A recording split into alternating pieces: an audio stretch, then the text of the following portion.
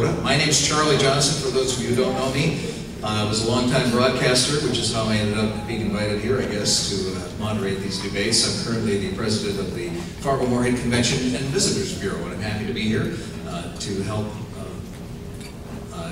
find out what our candidates for federal and state office later this afternoon think about a number of different issues. Let me introduce our participants in this debate. First of all, these are the candidates for the House of Representatives, North Dakota's only seat in the House, currently held by Congressman Rick Berg, who is running for the Senate this time around, so the seat is essentially open. First of all, we have Pam Gullison. Ms. Gullison served 16 years in the North Dakota House of Representatives, including a stint as Assistant Democratic House Minority Leader in the 1990s. She subsequently worked for 9 years as U.S. Senator Byron Dorgan's State Director and Chief of Staff. Welcome, Pam Gullison. On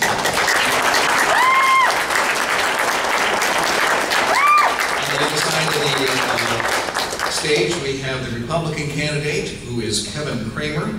Mr. Cramer has been a North Dakota Public Service Commissioner since 2003, most recently winning re-election in 2010. Prior to that, he was State Tourism Director, 1993 to 97, and then he was State Economic Development Director from 97 through 2000. Welcome, Kevin Cramer. Thank you.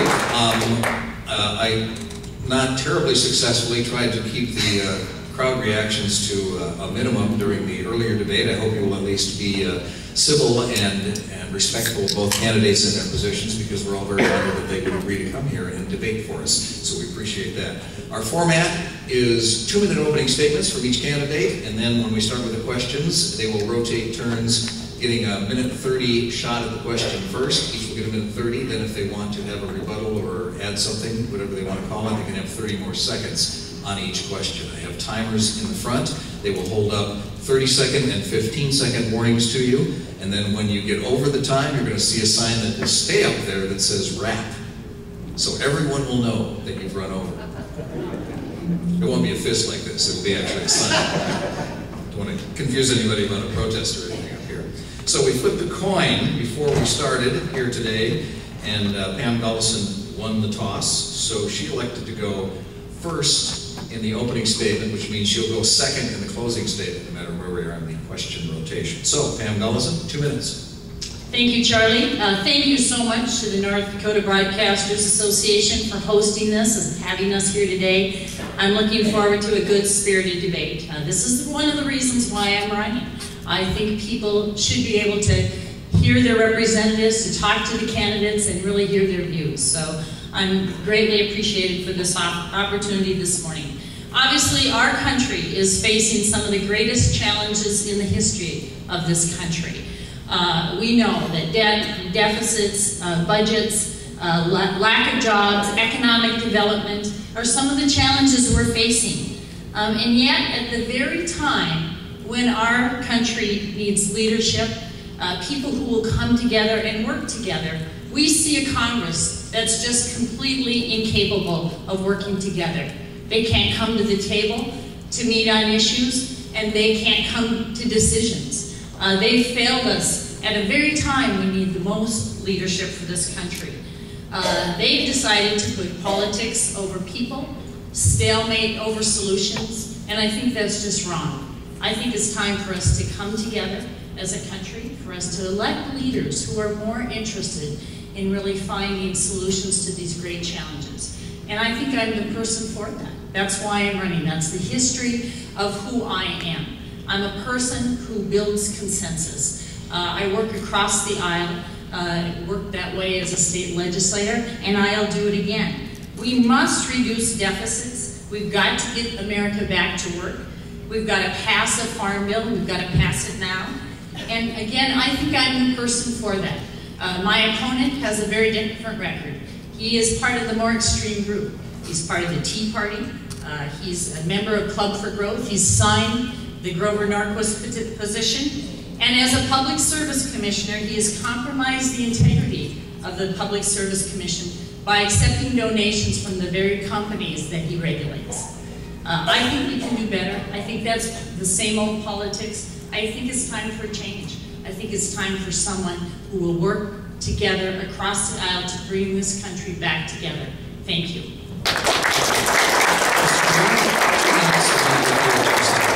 Well, I'm so happy to hear my opponent say she's an independent voice, as opposed to a partisan in those last few statements. Thank you, North Dakota Broadcasters Association, for this opportunity to come together, to debate. As you know, I put out the challenge to have 10 or 12 debates. Debates are very important to me. In fact, in the last campaign, while I was the incumbent seeking re-election, I accepted 9 of them against my challenger. Not because it's good strategically for me, but because it's good for democracy and good for the people that are choosing who they want to represent them. Charlie, thank you for contributing your enormous gifts to this. The last time Charlie and I were at a debate together, we debated each other in front of a class at NDSU, as I recall. And so it's good to be with you. And Pam, thank you as well. Not only for making yourself available for public office and putting yourself through this very rigorous test, but also for agreeing to so many debates. I greatly appreciate it. It's good for all of us. Thank you to my wife, Chris, who joins us today as well. One of the great things about public life in North Dakota is the public. We are nothing if not accessible in North Dakota to our public officials. It's a great blessing not only for the voter, but for the public official. One of the things I'm most pleased with in public life is that in my business cards, at the Public Service Commission, which I've handed out thousands of to North Dakotans, I list my direct phone number. I doubt many elected officials, perhaps not others, do that. It's important to me. It's been an interesting couple of years in my life. Chris and I, a couple of years ago, adopted a little boy. 7 weeks ago, we became grandparents. The future of this country is very personal and very important to us. Debt, the economy, putting America back to work. It is my job, and I'm very proud of my work in the Public Service Commission. I'm proud that because of my relationships with industry, we have the lowest electricity rates in the nation, the lowest gas rates in the nation, the cleanest air in the nation. The economy today is the envy of the nation. We can do that for America before the Democrats do to North Dakota what they've done to America. Thank you. Okay, first question. Mr. Cramer, you will get the first shot at the first question. Minute 30 again. Each of you will get in, then possibly a 30-second rebuttal if you want. You both brought up the budget in some way or another. It seems to be a difficult thing for Congress to get a budget done. We talked this morning about how the Senate hasn't actually done a budget, passed a budget for 3 years. In the meantime, we're facing what they call sequestration, which means there are going to be $1.2 trillion worth of cuts because the super committee couldn't get its act together. There will be $1.2 trillion in cuts across the board starting, I believe, January 13th, unless something happens. So let's talk about that. And that, you know, by the way, that's coming up pretty quick. It'll be like 2 months and 7 days after Election Day. So, you know, assuming sequestration is repealed, how would you go about compromising on the budget? Specifically, what levels of taxation, taxation increase, and spending cuts would you be willing to compromise on? Mr. Cramer, you're first. Well, thank you. First of all, you know, it's interesting, when I was in the Schaefer cabinet in the 1990s, and remember, when Ed Schaefer became governor, we were having budget shortfalls. And he disciplined all of us. When we presented a budget, we were to present a budget less than the previous one. That discipline doesn't exist today. The reason we're facing sequestration is because the Senate, not the Republican-controlled House, the Democrat-controlled Senate, fails to pass a budget. They love these continuing resolutions because they build on an inflated budget already. What can we do? Well, I think we ought to instill the same discipline. First of all, we ought to roll the budget back to pre-TARP, pre-Obamacare, pre-stimulus, pre-bailouts. That's a false floor. That's not reality. Let's get back to that. And then let's discipline these agencies to come in with budget cuts that are actually the same or less than the previous ones. That's not to say they're all going to live within them, but they have to force themselves, the bureaucracy, into some level of discipline, like we did during the Schaefer years. I submitted 4 biennial budgets as an agency head.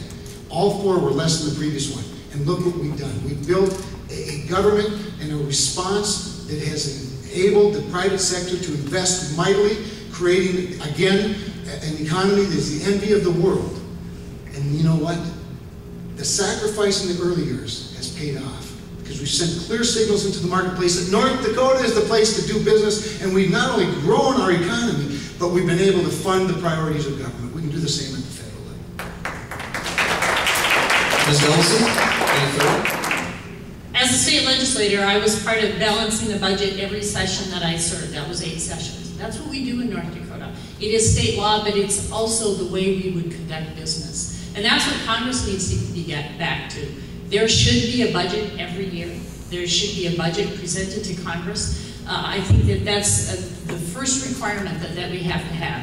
And every agency does need to require. We're looking at deficits now. They've doubled over the last 10 years. They're set to double again in the next 10 years. That's unacceptable. We can't continue to do business that way. And it affects our economy. The very lifeblood of economy, of course, is confidence, is knowing that you're producing jobs, that you're creating opportunities. And one of the things we've got to do is to be able to get our own fiscal house in order. The fact that we are at the sequestration point right now is really unacceptable. It tells you everything about what's wrong with Congress. There was a number of commissions put together to help identify and address necessary cuts to get this country back on track, and everything fell apart. Key leaders, including Paul Ryan, walked away from those discussions. That's unacceptable. We elect leaders to step up, to serve the people, to put America first, to put this country before politics, and have the very people who are negotiating on these budget agreements step away from the table. That's wrong. We need to get back to it. We absolutely need to find a way to get our budgets back and balanced, start reducing this debt, and get our country back in order. You asked about tax policy. One of the things that I agree with is that the investment community, and by the way, I believe there are trillions of dollars sitting on the sidelines ready to invest in certainty. And we can provide regulatory certainty in lots of areas, including a tax. It's not right that not everybody pays their fair share.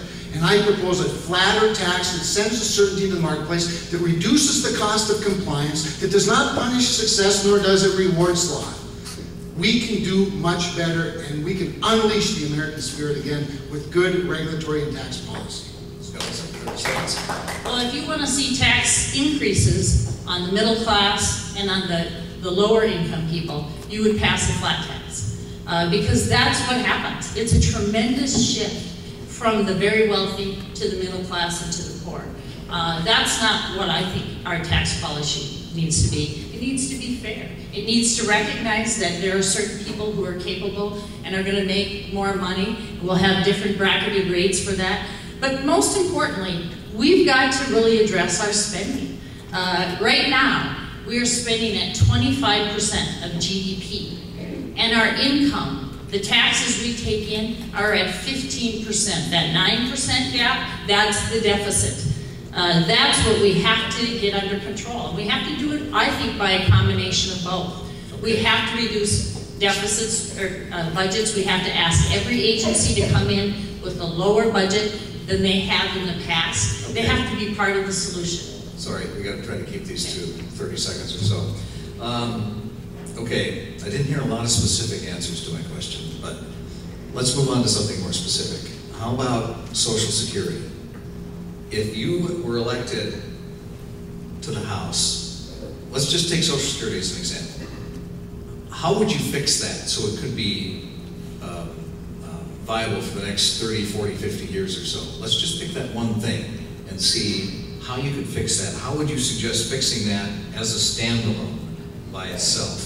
Let's see, I got to remember, who did I start? I think it's me. It should be you, that's correct. Yes, thank you. Me. We'll keep track for each other. Yeah. That's good, someone should. So it is you, Ms. Ellison. Minute 30 on this now, Social Security. Okay. Fix it. Okay, Social Security obviously is a very important program to our senior citizens. Before it passed, 80% of our senior citizens were living in poverty. Today, 9% do. I think it's an important program. We do have to sustain it. The number one way to be able to sustain Social Security in the long run and be able to support the Social Security Trust Fund is by growing the economy, getting people back to work. More people contributing to the system obviously will strengthen it with their contributions. That's the first thing we have to do. We also have to stop raiding the trust fund. We have to stop diverting those dollars to be able to fix all of the other budget deficits that we have. That's wrong. We need to make sure that we sustain those funds long term. And then we really do have to look at some common sense reforms. You know, the last time there was any changes, it was done in a bipartisan way. President Reagan and Tim O'Neill, who was the Speaker of the House at that time, came together and identified some reforms. And we need to do that. I think one of the things we're going to have to do is on the income gap.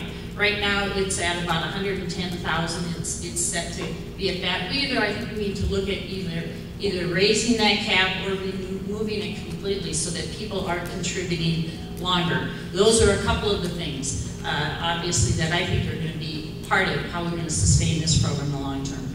Okay, thank you. Mr. Cramer?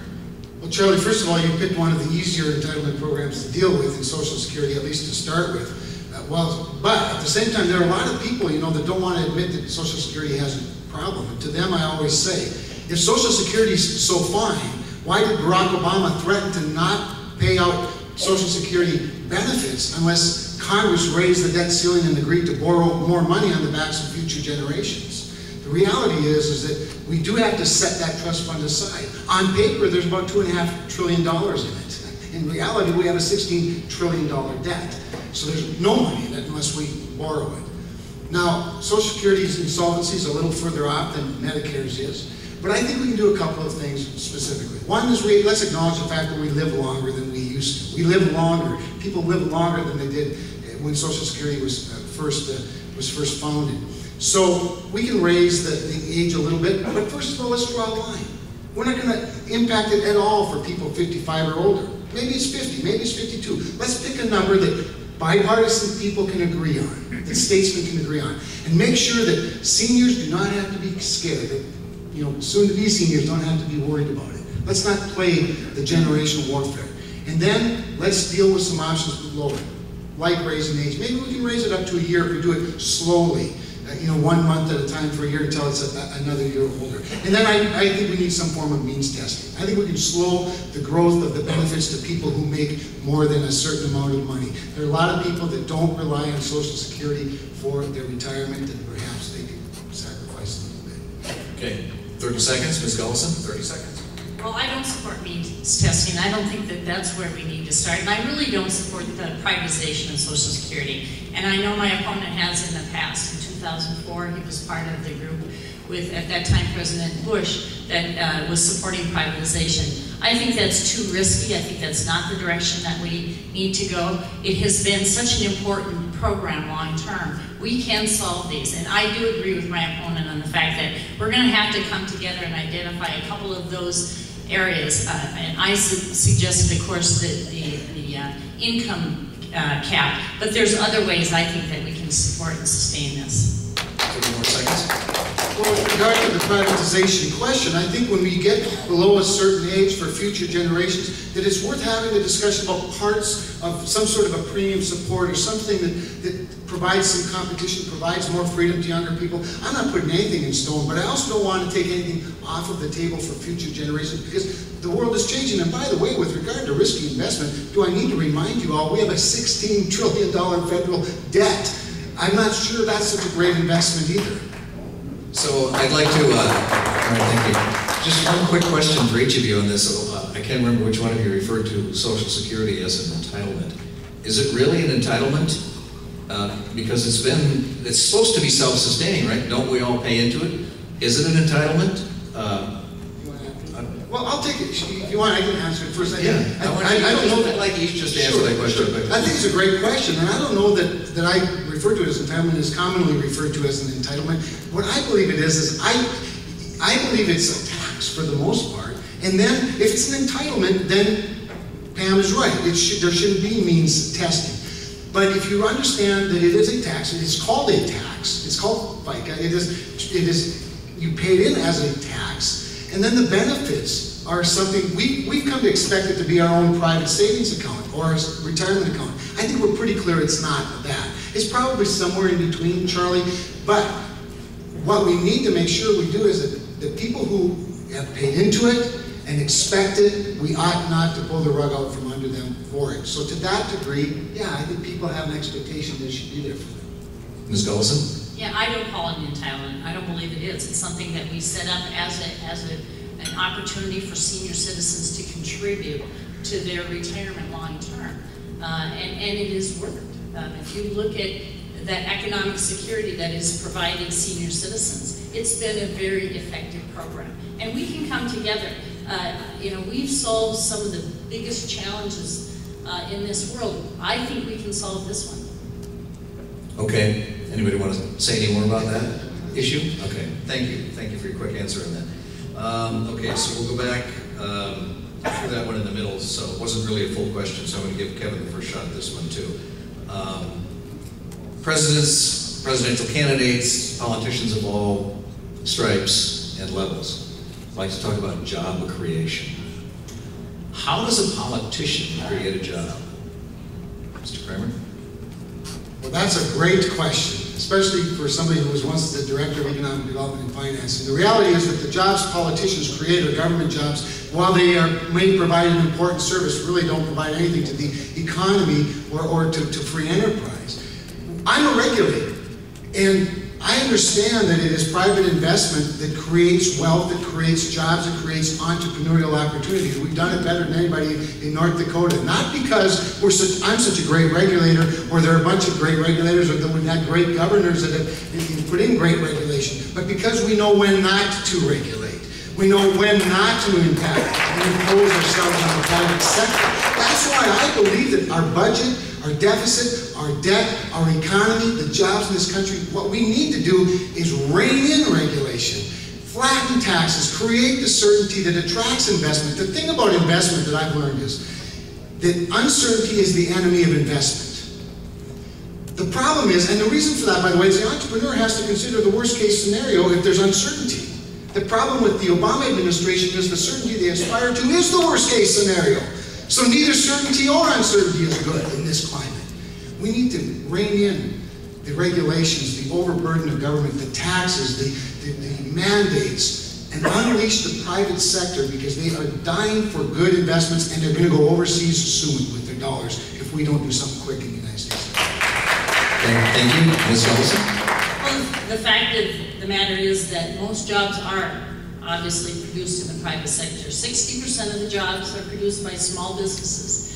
Small businesses who are startups, who are manufacturing, they're Main Street businesses. That's been the heart of America. That's what really built this economy. And I think an appropriate role for government is to really look at our tax code and how we can reform it so that we are supporting startup new businesses, so that we're supporting more innovation and investment throughout the country. I mean, that's the kind of things we can do. I also think we need to make sure that our tax policy aligns itself with our overall goals. We need to start building things in America again. No country, no economy can sustain itself while shipping and outsourcing the majority of its jobs overseas. We've lost our entire manufacturing sector almost to overseas corporations. And part of that is because of how we handle that in our tax codes. We obviously allow them to deduct costs for these companies, but not have to pay for the income associated with it. That's just wrong. We need to be able to, we need to end those loopholes. We need to support companies who are going to start up right here in this country. And I think we can do it in a shared partnership. Government should stay out of the way. There should be limited regulation as much as possible. We know it has a role in helping protect, obviously, the environment, clean air, clean water. But as it comes to businesses itself, it needs to stay back and have a common sense regulatory approach so that business can operate. Okay. I know exactly what to do about it. Turn all the federal regulations over to North Dakota. We know exactly how to do it. We've proven it with our results. The current tax code punishes success. It punishes businesses. It punishes you if you get to 50 employees, because all of a sudden you're required to pay a penalty or pay for expensive health care coverage that you can't afford. I've been endorsed by the United States Chamber of Commerce, along with several other business groups, automobile dealers, Credit Union League, North Dakota Bankers Association, Associated Builders and Contractors. They know who in this race knows how to create jobs. Ms. Ellison, 30 seconds. Can I just get back to what we've done and we need to do so much better? I mean, obviously, this country was built on a strong manufacturing sector. We built things here. Not only were we innovative and created great ideas, but we built them right here. But we're not doing any of that anymore. You don't see iPads and iPods, any of that built in this country. This is where I agree. We need to use our tax code to remind and reform, close those loopholes, bring those jobs back right here, get Americans working again and contributing to us.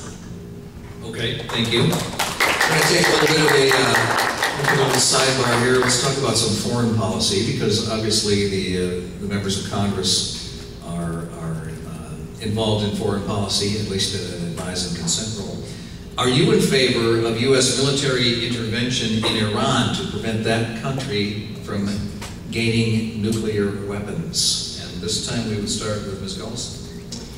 At this time, I think the appropriate role for our country is to, through the State Department, to be working on controlling Iran's deployment of nuclear weapons through sanctions, through working with some of our allies who have closer relationships with them, to obviously impede the growth of nuclear weapons. It is in none of our best interests, obviously, to have Iran be able to deploy nuclear weapons. But I also think that it's not a position that we want to be in as a country right now, militarily, using force against Iran. That's not where we need to be. There's a lot of steps before we get there.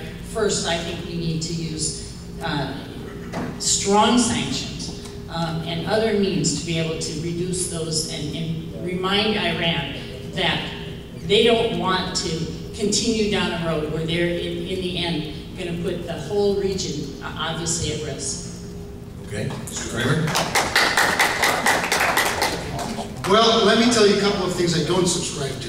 Barack Obama's idea of sitting down for coffee with Mahmoud Ahmadinejad isn't going to work. I've got news for you, Mr. President. The idealism that somehow we're going to have a wonderful discussion, over tea with dictators is crazy, it's irresponsible, and naive to say the least. Let me tell you something else I won't do. I don't think we ought to submit our authority to the United Nations. I get a little bit tired of this notion that Russia gets to veto what we're going to do with somebody like Iran, a rogue nation that doesn't have our values, does not support freedom in its own country, much less around the world. And so we can't submit to the United Nations. Do I think we ought to have military might right now and go in and take Iran out? Of course not. I don't believe that at all. But I do think that if we're going to impose sanctions, and we have, if we're going to impose diplomatic restrictions, and we have and are, then we need to do it either with the United Nations or without them.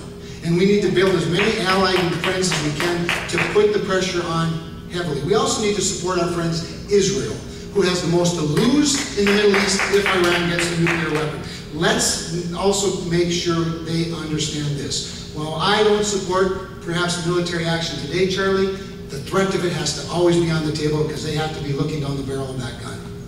Okay, 30 seconds, Ms. Ellison. I don't disagree. I mean, obviously it's in the best interest of us to be able to restrict and make sure that no weapons are deployed. And we do have to work very, very closely with Israel to protect that country, our very close ally. But this whole talk about, not working with the UN, not having them part of a strategy to be able to protect America, I think that's wrong. I think that we actually need to be doing more to strengthen our relationships with foreign countries and our allies. Mr. Cramer, 30 seconds. Well, it won't take 30 seconds. I agree. We need to strengthen our relationship with our allies. The problem is the United Nations has a whole bunch of people that aren't our allies, not in the cause of freedom, certainly not in the Middle East. And so we need to know who our friends are, for sure. Here's a related question then, and for this, Mr. Cramer, you'll go first. How do you feel about the president's power to wage war? Should the president be able to take military action, for instance, against Iran without a vote in the Congress? Well, first of all, the War Powers Act, which has been declared by several presidents to be unconstitutional, including Ronald Reagan, Jimmy Carter, and Barack Obama, because they've all violated it by waging some sort of military action without the consultation or the approval of Congress. The way the War Powers Act is, however, I think makes sense, whether it's constitutional or not constitutional. If there's an emergency, the president ought to be able to strike at any time without coming to Congress for approval, but he certainly should